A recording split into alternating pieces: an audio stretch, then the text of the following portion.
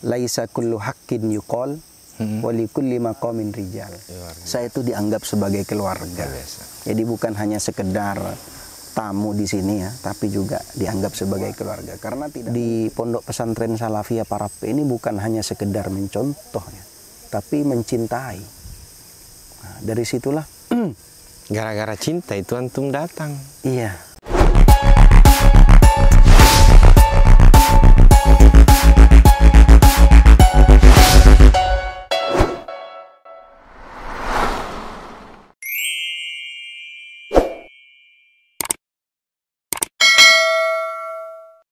Alhamdulillahi wa kafa, salatu wassalamu ala habibil mustafa, ahlut tuqa wal wafa.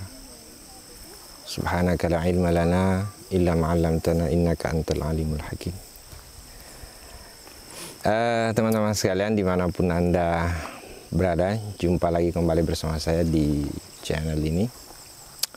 Dan saya hari ini, pagi ini, tidak berada di Campalagian, tapi berada di salah satu destinasi wisata yang belakangan ini viral di Tanah Mandar. Tepatnya berada di Kecamatan Bulo. Dan view yang Anda lihat di belakang ini adalah sebuah keindahan alam yang luar biasa. Ini seperti di Eropa ini kelihatannya. Ini adalah Bukit Anugrah. Bukit Anugrah, Ma, ya? Ini adalah Bukit Anugrah di Kecamatan Bulo. Bersama teman-teman dari Pondok Pesantren Parape. Tadi malam kami tiba di sini sekitar jam 11 ya, Ustaz? Iya. Jam 11. Jam 11. Jam 11 10 malam menyatu dengan alam. Tadi malam antum tidur jam berapa? Jam 2. Jam 2. Saya tidurnya agak cepat, sekitar jam setengah 12 lah. Saya sudah hilang. Baru tendanya untuk 2 orang, tapi saya tidurnya sendiri. Saya tunggu antum, tapi ternyata tidak ada yang mau masuk dalam tenda. Dan dinginnya luar biasa. Tapi antum kok tahan ya di luar. Ini biasa ndak antum memang pernah ndak di Jawa di mana? Ya sebetulnya kalau di daerah kami sendiri itu cuacanya memang ya seperti ini, dinginnya seperti ini memang. Jadi sudah terbiasa. Cuman semalam itu karena anginnya agak kencang ya, jadi harus tutup pakai sarung. Antum sebetulnya punya tanah lahir, kampung kelahiran di mana? Saya itu sebetulnya kalau tanah kelahiran, ya, itu saya kelahiran Surabaya, Jawa Timur. Tapi sekitar tahun 2009 saya itu pindah hijrah ke Tanah Bangkalan, Madura. Jadi aslinya Surabaya, kalau kelahiran Surabaya. Cuman ya tinggal mulai dari 2009 akhirnya hijrah ke Bangkalan. Awal mulanya saya hijrah itu sebetulnya bukan keinginan dari orang tua. Cuman nenek saya pada waktu itu sudah tua, sudah sepuh. Iya. Jadi ya harus selalu ditemani.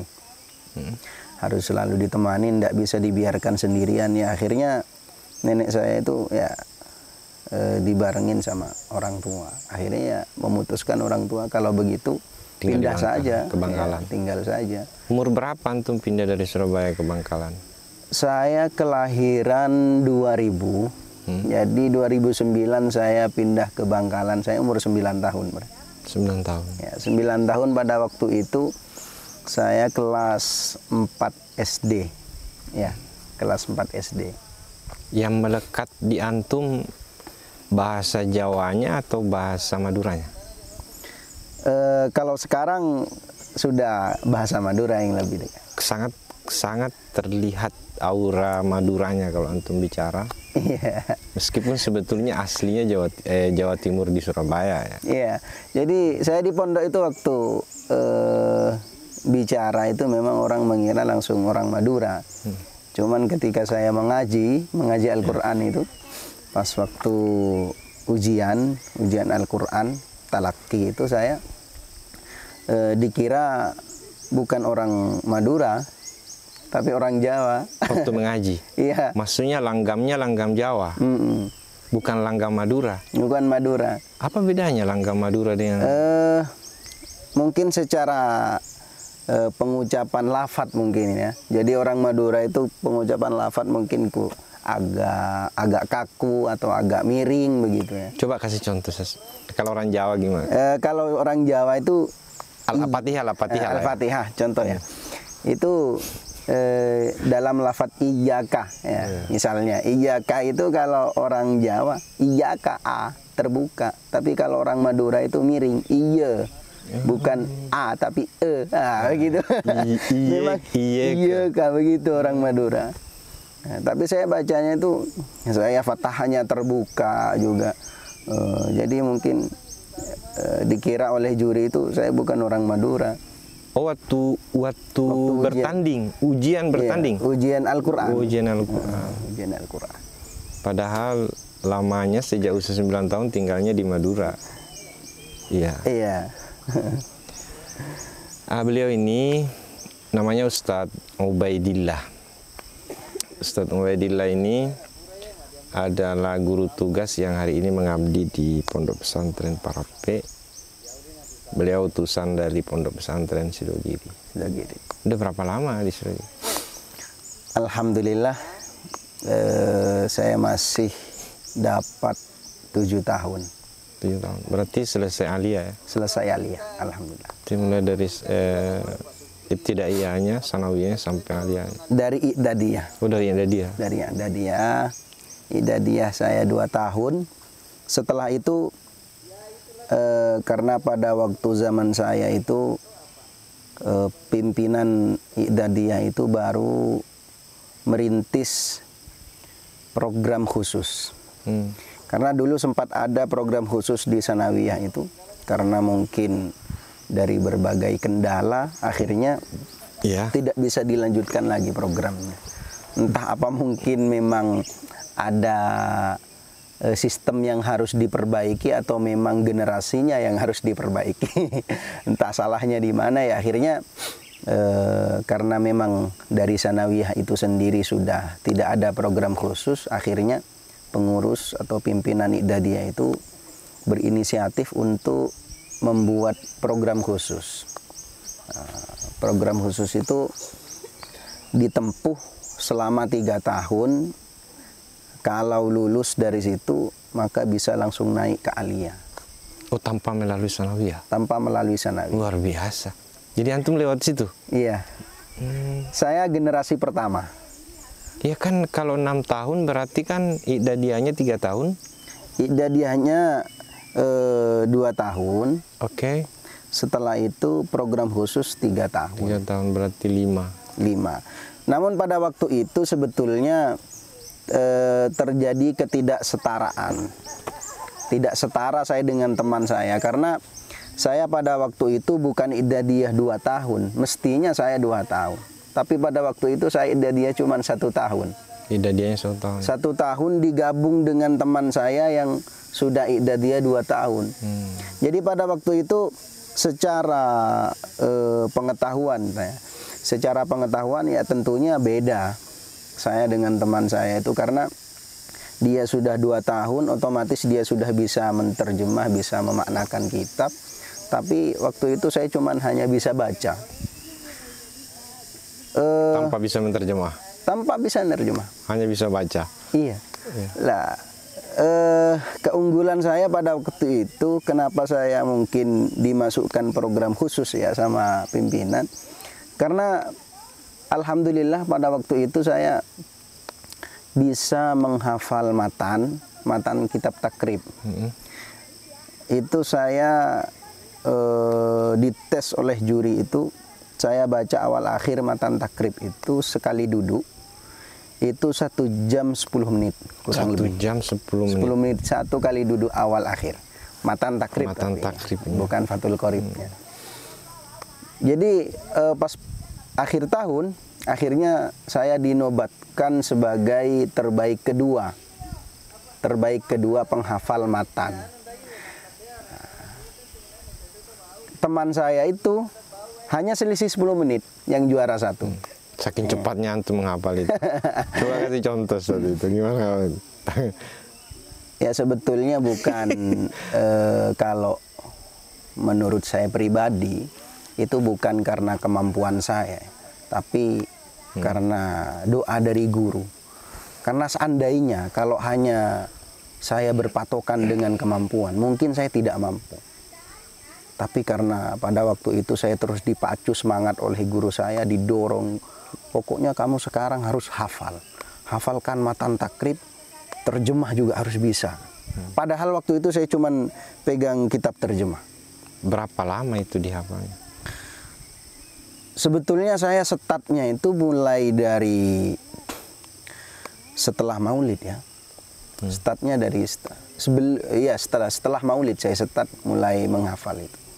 Tapi pada akhir-akhir hampir tes itu akhirnya dihentikan sama Pak Guru, sama guru saya.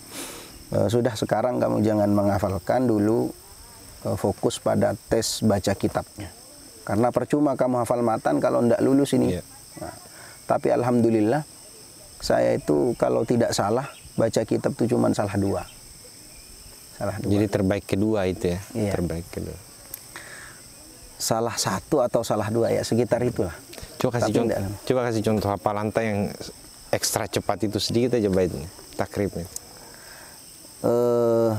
Kalau takribnya mungkin agak agak karena proses saya pada waktu itu setelah menghafal takrib, ketika pindah ke program khusus itu saya disuruh menghafalkan Fathul Qoribnya. Oh, bukan takribnya lagi. Bukan takribnya.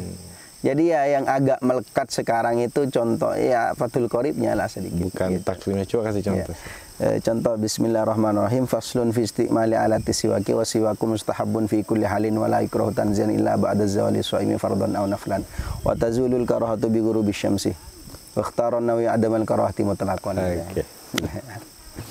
Jadi ini pengetahuan bagi Anda ya. Jadi bukan hanya Quran saja yang dihafal, tapi juga matan-matan kitab-kitab fikih juga semestinya menjadi bahagian dari kajian hafalan itu. Berarti kalau begitu antum ini tidak melalui pasif. Yang saya tahu kan Sidogiri itu pengabdiannya kan ada sanawiyah yang sifatnya wajib nih. Nah, kalau yang aliyah itu kan sunnah. Ya. Berarti antum tidak melewati pasif. Tidak melewati itu. Tidak melewati pengabdian sanawiyah itu. Cuman di dalam program khusus itu, meskipun tidak melalui sanawiyah, pelajarannya sama. Bahkan mungkin bisa tinggi ya, standarnya lebih tinggi. Ya, namanya juga program cepat dan tidak melalui jalur biasa ya. Tentunya kan harus jalur yang tidak biasa itu tentu lebih rumit dan lebih sulit daripada namanya jalur yang biasa. Ya, jalur cepat. Jadi ya resiko. Nah, targetnya di dalam program khusus itu bukan hanya sekedar faham, tapi dihafal, difahami, didalami. Jadi kalau program biasa itu mereka harus dipahami, tapi kalau di program khusus tidak hanya cukup di situ. Dihafalkan, difahami, didalami. Jadi ada jam-jam tertentu untuk mendalami fun yang sudah dipelajari itu. Berarti kalau begitu antum tidak melewati fase pengabdian di Sanawi. Berarti kali pertama keluar dari Sidogiri untuk pengabdian di Parape ini, di Pulau Alimandar. Betul. Berarti selama di Sidogiri tidak pernah keluar-keluar? Tidak pernah. Jadi pengalaman saya di Sidogiri itu, saya 1 tahun di Iqdadiyah, setelah itu ada di program khusus atau program lanjutan di Iqdadiyah namanya, itu 3 tahun. Jadi saya total 4 tahun ada di Iqdadiyah itu, di bawah naungan Iqdadiyah. Setelah itu alhamdulillah generasi pertama itu ada sekitar 13 orang Awalnya generasi pertama itu pada tahun pertama 40 orang. Tahun berikutnya berkurang, tahun berikutnya berkurang hingga akhirnya sisa 13 orang. Sampai sekarang masih ada program itu? Masih ada, alhamdulillah. Sejalan. Dan alhamdulillah adik kelas kami itu kemarin mampu menghafal 13 kitab mungkin ya. 13 kitab. Di samping itu juga dia hafidh Al-Qur'an, hafal hadis Bulughul Maram awal akhir. Awal akhirnya saja. Awal akhir. Hadis Bulughul Maram itu ada sekitar 1.500 mungkin ya. Hadis ya. Oke, Ustaz. Nah, saya ingin kerucutkan ini karena antum kan baru keluar dari Sidogiri itu nanti di Ali ya. Umurnya sekarang kalau kira-kira 2000 berarti jalan 23 ya. 23. Sekarang kan 2023 ya. Udah nikah belum Ustaz? Belum ya? Belum. Oh, masih jomblo ini ya. Artinya ketika antum keluar dari Sidogiri ini kali pertama, pernah enggak ke Sulawesi sebelumnya? Terbayang pun tidak pernah. Tidak pernah. Terbayang pun tidak pernah. Jadi saya memang tidak menyangka bahwa saya akan ditugaskan di tanah Sulawesi. Saya semenjak di Sidogiri itu memang banyak kenal dengan anak-anak Sulawesi. Di antaranya ada juga teman saya di Maros ini.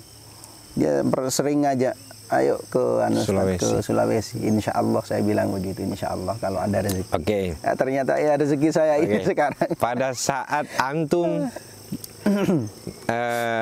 keluar nih surat keputusan antum ditugaskan di Sulawesi, apa yang antum bayangkan tentang Sulawesi pada saat itu? Ini bukan lagi saya diajak, ini memang tugas ini. Apa yang Anda bayangkan? Campur aduk mungkin ya perasaan saya itu ada. Ya pertama ya khawatir, kemudian yang kedua bertanya-tanya kan, bagaimana tempat saya nanti. Ketika saya menerima surat keputusan bahwa surat keputusan disuruh kan ada di karantina di dalam ruangan. Oke. Itu nanti kalau sudah bagiannya gilirannya silahkan diambil di pinggirnya kantor. Ada di sebelah kantor itu ruangan juga untuk mengambil surat, juga jas guru tugas ya, jas guru tugas. Jadi saya ambil surat, enggak saya buka itu awalnya. Jadi saya ambil jas, saya bawa surat itu. Oh, pokoknya antum tawakal aja kalau di mana aja ini. Saya tutup dulu, enggak saya bukain.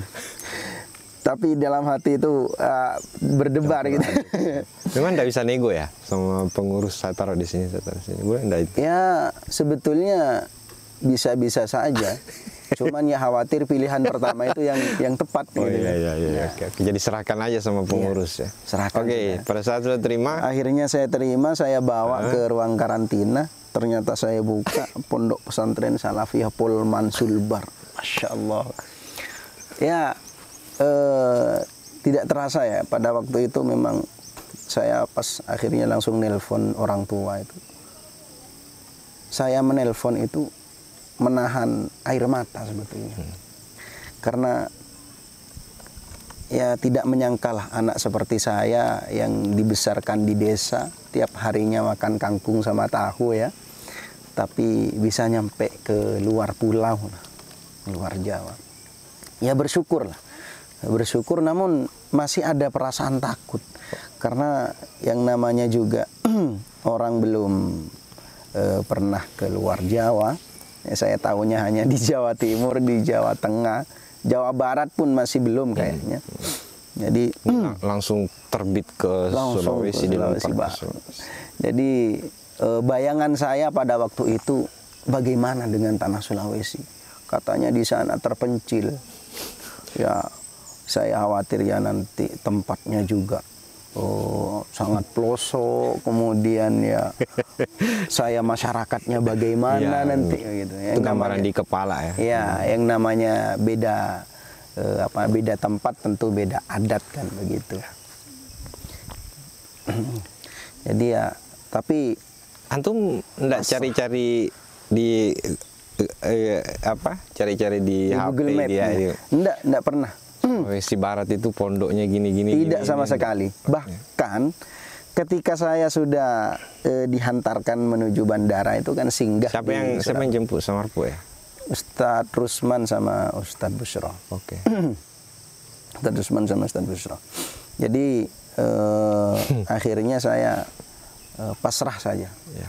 Cuman saya sebelum ketika selesai sudah ketemu keputusannya, saya langsung ke Makbarah Masyayikh di baratnya masjid itu. Saya berdoa lah. Ya, tidak terasa juga ketika berdoa itu menetes air mata saya. Masyayikh, mohon pertolongannya. Saya diutus keluar Jawa. Mohon pertolongannya Masyayikh. Saya tidak memiliki kapasitas, saya tidak memiliki kemampuan. Saya juga masih kekurangan ilmu ya.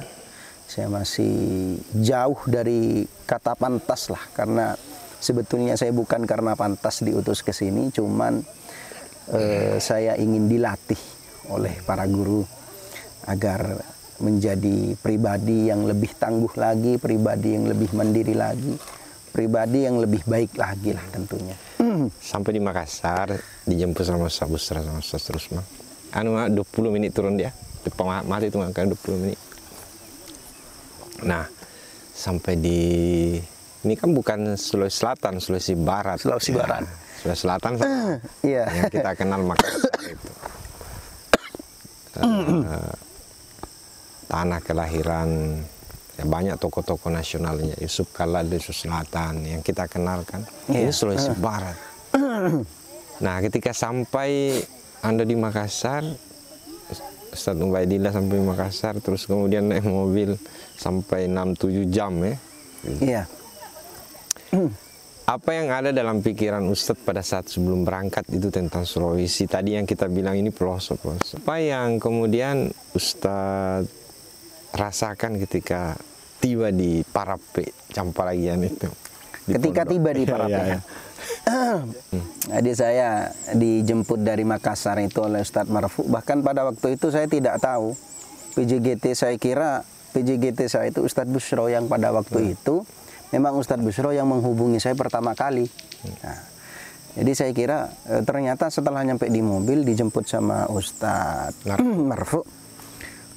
Beliau bilang, Ustadz, saya PJGT-nya Ustadz. Oh iya Ustadz, iya Ustadz. Langsung saya pada waktu itu musafahah di dalam mobil itu. Hingga kemudian saya singgah di Maros itu ada sekitar mungkin 1 jam ya. Setelah itu lanjut lagi perjalanan dan alhamdulillah sampai di Parape itu saya sekitar jam 11 malam. Ya, orang sudah tidur malam. Itu. Kalau santri belum. Iya. Santri sudah jam tidur. Ya, santri sudah jam tidur. Saya sebetulnya tidak ada bayangan ya. Saya tidak ada bayangan seperti apa Salafiyah Parape itu, cuman pada waktu di Surabaya saya singgah di rumah saudara itu, keponakan saya bilang, Om, ini loh Om, pondoknya Om nanti Om. Masa? Iya Om, ini Om. Ponakan maksudnya? Iya, keponakan saya kan ada di Surabaya juga. Jadi saya sebelum ke bandara itu bermalam di sana dulu, karena penerbangan. Oh iya, udah nelpon kembali ya, udah sampai. Jadi saya singgah di Om, seperti ini pondoknya Om. Iya tah. Iya Om, seperti ini Om. Besar juga Om. Katanya di sana juga mengutus guru tugas juga ke pondok-pondok sekitar.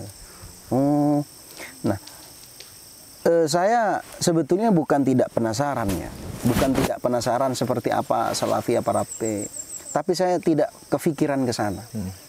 Saya sudah pasrah. Pokoknya di dalam hati itu semua cuman ada rasa tawakal, pasrah. Saya mau ditempatkan seperti apa, saya mau ditaruh di mana, tempatnya seperti apa, pondoknya seperti apa, masyarakatnya seperti. Yang jelas saya diutus oleh masyayikh, saya diutus oleh para guru, diberi amanah untuk menjalankan tugas ini. Baik dan tidaknya, enak dan tidaknya harus saya jalani. Jadi cuman ada perasaan itu di dalam. Jadi saya tidak bukan tidak penasaran, tapi cuman cukup bertanya-tanya di dalam hati. Nah, bahkan keponakan saya terlebih dahulu yang tahu. profil pondok Salafiyah Parape seperti apa, keponakan saya dulu yang lebih tahu. Ya, Anda bisa bayangkan ketika Anda masuk dalam satu kampung misalnya, kampung yang tidak sama sekali Anda kenal, satu pun warganya tidak Anda kenal, itu seperti apa gambaran pikiran dan hati itu. Ini bukan mau tinggal 1 bulan. Sekarang sudah berapa lama ini, Ustaz? Alhamdulillah sudah sisa 2 bulan. Oh, sisa. Dia sudah berhitung sisa ini. Sisa 2 bulan ya.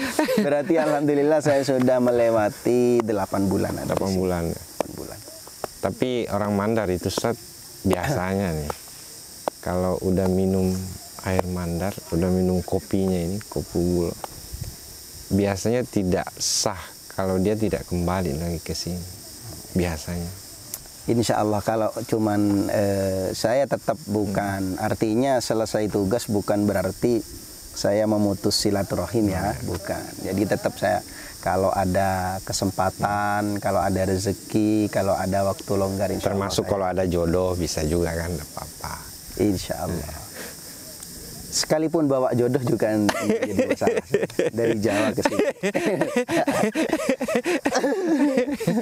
Oke, Ustaz. Ini pertanyaan berikut saya nih. Selama 8 bulan itu, nah sekarang ini kan tadi Antum bilang sisa 2 bulan. Coba cerita sedikit nih singkat tentang apa yang paling berkesan, paling indah yang Ustaz Ubaidillah rasakan selama 8 bulan itu. Ya, jadi saya awal mula sampai di Salafiyah Parape, saya tidak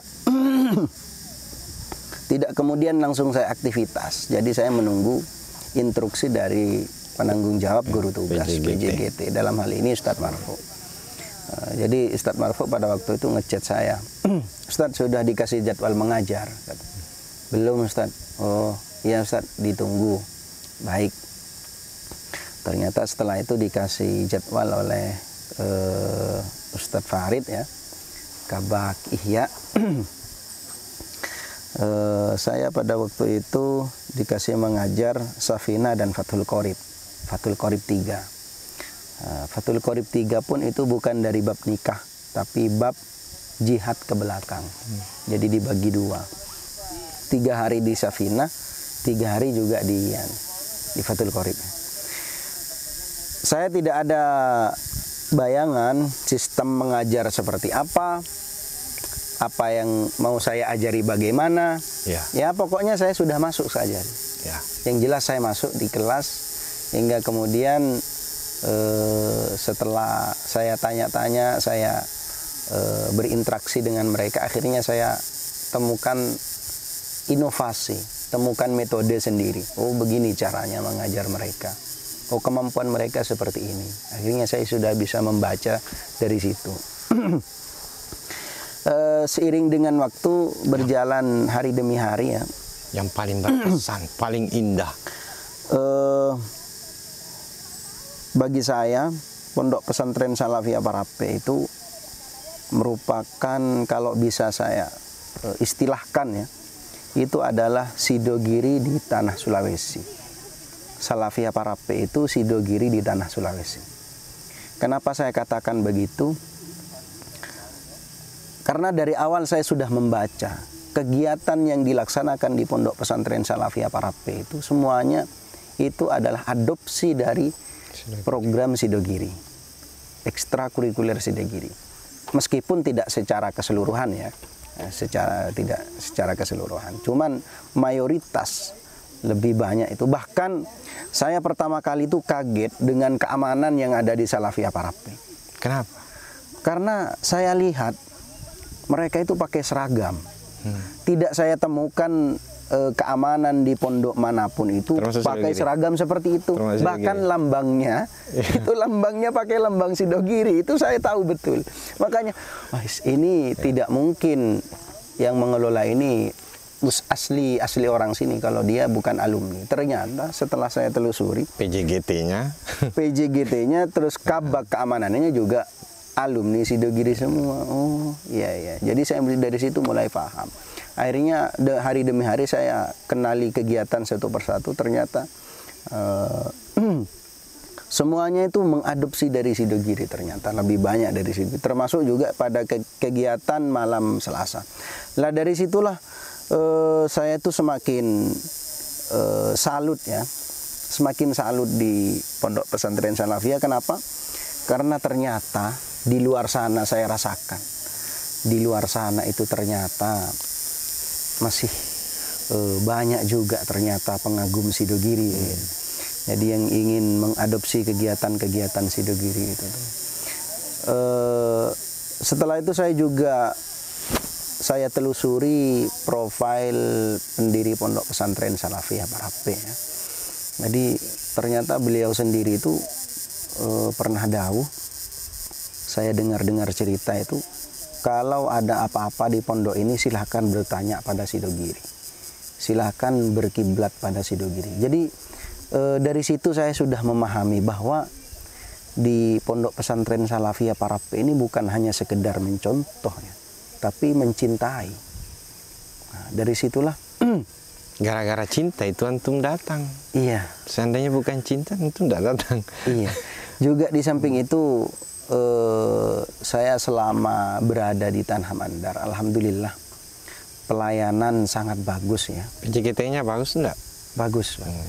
Ya meskipun komunikasi jarang ya, komunikasi jarang, tapi kan yang jelas kan tidak ada masalah. Gitu. Iya. Jadi jarangnya komunikasi itu bukan menandakan ada kesenjangan hubungan, tidak. Karena memang jarang bertemu. Ya saya akui beliau memang orang sibuk kan begitu. Ya kita komunikasinya di batin itu, ya. Bukan komunikasi di lisan. Ya. Jadi baru kalau ada kegiatan yang dilimpahkan ke saya, yang diamanahkan, baru komunikasi begitu. Iya, momen yang paling indah bagi saya, yang sangat terkesan bagi saya itu pada tanggal 29 November. Yang kemarin. Bulan kemarin. Ada apa dengan 29 November? Karena pada tanggal itu, pada hari itu bertepatan dengan Yaumul Milad saya. Iya. Yang istimewa apa? Pada waktu itu tanggal 29 November ya. Itu dari PJGT memang dari pagi itu tidak ada ucapan selamat. Dari PJGT. Dari PJGT ataupun dari keluarga pondok. Iya. Waktu sudah berjalan hingga pada waktu itu saya isya ya, sekitar jam 8 saya ditelepon sama PJGT, Ustadz bisa ke sini sekarang. Ke rumahnya maksudnya? Iya. PJGT-nya. Ke rumah Ustadz. Oh iya Ustadz bisa. Akhirnya saya langsung pinjam motor, saya pergi ke sana. Saya tidak tahu dari penyampak ya Parape. Ini apa tujuannya PJGT manggil saya. Yang jelas saya kalau dipanggil tidak pernah bertanya ya. Untuk apa, yang kalau dipanggil ya sudah datang saja. Prinsip saya begitu.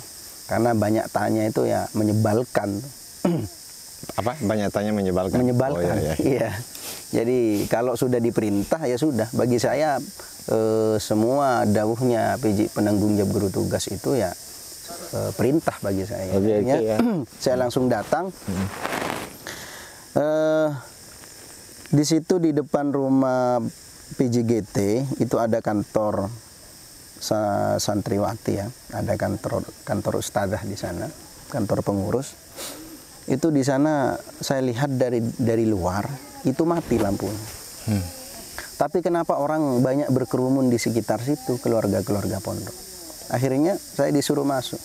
Silakan masuk Ustaz. Saya heran. Saya mau diapain nih? Iya.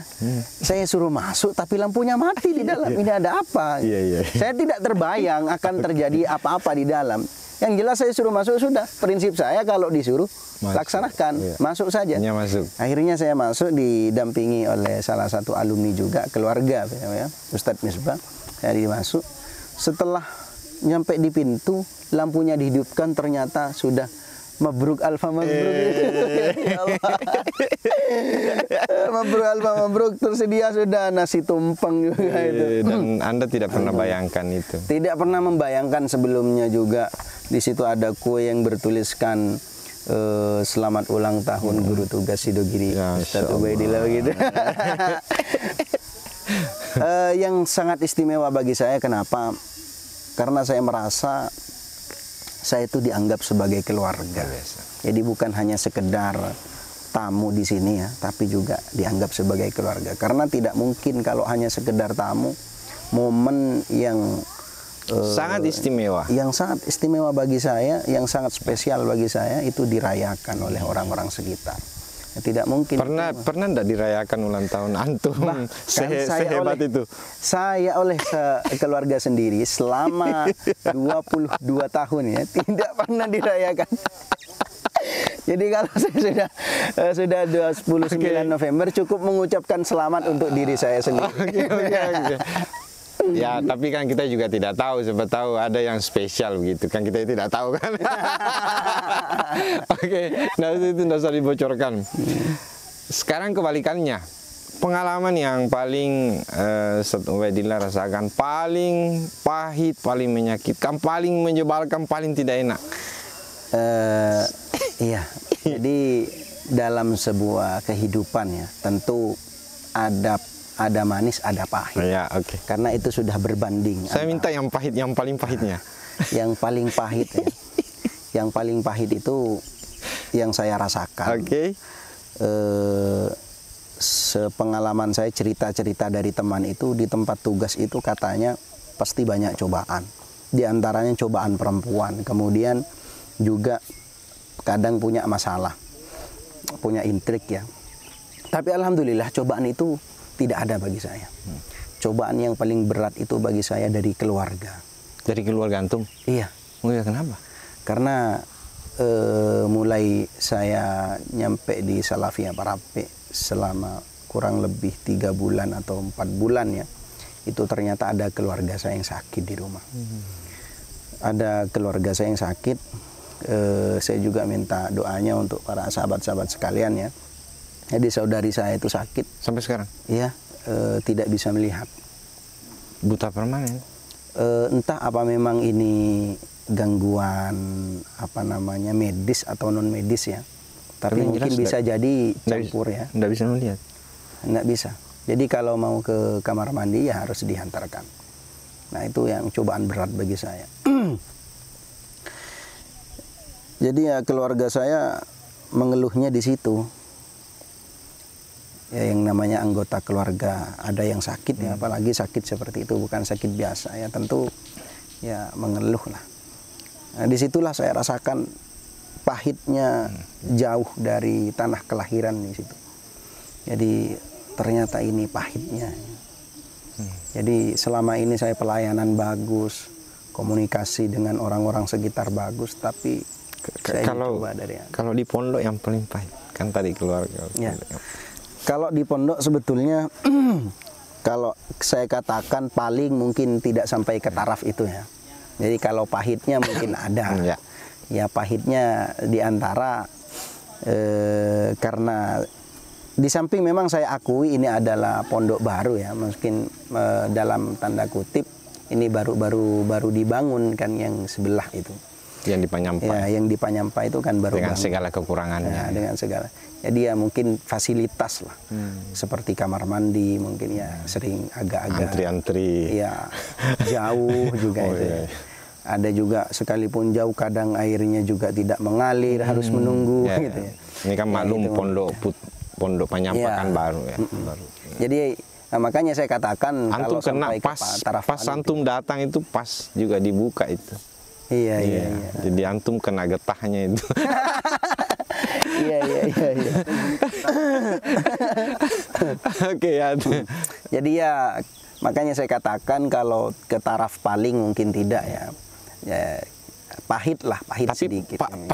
Pahit Ustaz, kalau kita mau buang air misalnya terus kemudian tidak ada tempat, tidak ada air. Iya. Pahit itu. Tapi bagi saya karena santri ya, biasa juga sering tidak ada air di pondok juga begitu. Tapi bukan kalau di Sidogiri bukan karena tidak ada air, mungkin mesin airnya mati mungkin ya. Justru jadi saya sama saja begitu. Justru saya pernah bikin anekdot yang paling menyengsarakan orang itu, salah satunya yang paling menyengsarakan orang mau buang air, nggak ada tempat, nggak ada air. Coba bayangkan, Anda sudah berada pada titik dalam tanda petik, sudah kebelet Bayangkan, Anda tidak dapat tempat, itu gimana stresnya? Saya kadang sampai begini, kalau buang air besar mungkin masih bisa ditahan ya. Tapi kalau buang air kecil itu, saya sampai menggerutu di dalam. Kalau seperti ini terus, ini saya bisa kencing batu. Saya khawatir juga sebetulnya karena saya keseringan nahan kencing. Jadi saya khawatir, ya semoga tidak ya. Tapi sekarang kan sudah mulai lancar ya, akhir-akhir ini. Yang pasti, Alhamdulillah. Yang pasti awal mungkin itu yang agak. Fase awal dan tengah. Ya. Jadi sekarang alhamdulillah kalau di fase akhir sudah. Oke, tidak ada lagi Ustaz yang paling pahit. Sudah tidak ada lagi. Ya kalau cuman masalah ya di kelas ataupun mungkin di asrama itu sudah biasa bagi saya. Jadi dengan karena saya mulai dari pondok sudah banyak masalah memang di pondok, sudah banyak mengatasi masalah juga. Buat masalah juga pernah di pondok gitu. Buat masalah, mengatasi masalah, menghadapi masalah itu biasa bagi saya. Mengatasi masalah tanpa masalah. Pegadaian itu satu. Mirip-mirip begitulah. Oke. Terakhir ini Sas. Ya. Kayaknya baterainya sudah mau lobet ini. Oke, terakhir ini, fase terakhir saya minta closing statement dari antum. Kalimatun thayyibah. Kalimat terakhir dari antum. Pesan dan kesannya ini. Singkat, padat dan jelas kepada penonton kita. Ya. Silakan sambil lihat kamera. Saya teringat dengan kalamnya Habib Abdullah bin Alawil Haddad itu. Ya. Laisa kullu haqqin yuqal wa li kulli maqamin rijal. Luar biasa. Artinya tidak semua kebenaran itu pantas untuk disampaikan, akan tetapi karena dalam setiap bidang itu sudah ada ahlinya. Artinya meskipun menurut kita itu baik untuk disampaikannya, tapi belum tentu pantas untuk disampaikan. Karena terkadang perkara baik itu bagi orang yang menerimanya belum tentu baik. Dan belum tentu dia bisa menerima hal itu. Jadi ya diukur juga dengan siapa kita menyampaikan.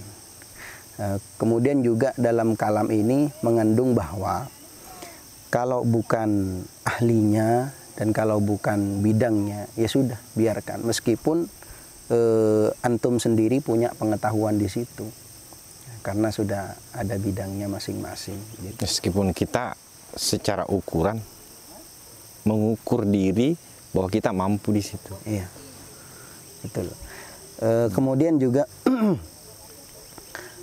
saya selama ada di Tanah Mandar ini, saya mendapatkan pelajaran bahwa di luar sana itu masih banyak orang-orang yang harus kita rangkul ya, terutama bagi para dai muda khususnya ya, harus kita rangkul. Banyak masyarakat di sana yang masih belum mengerti apa itu ilmu agama, rukun sholat seperti apa, rukun wudhu seperti apa. Jadi saya sangat berharap mari kita selaku dai muda, jadi mari kita pacu semangat untuk berdakwah, menyebarkan agama Islam, karena bagaimanapun juga agama Islam ini kalau tidak diteruskan oleh yang muda-muda, lantas siapa lagi yang akan meneruskan? Biasa. Syubbanul yaum rijalul ghad, begitu ya. Jadi pemuda hari ini adalah pemimpin masa depan.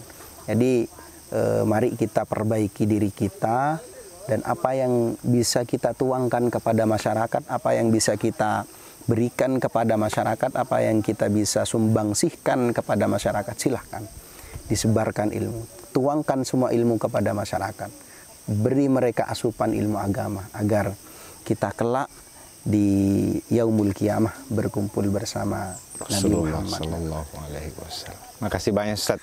Baik. Atas duduk bincang kita pada pagi hari ini, duduk berkualitas yang insya Allah memberikan manfaat bagi Anda semua.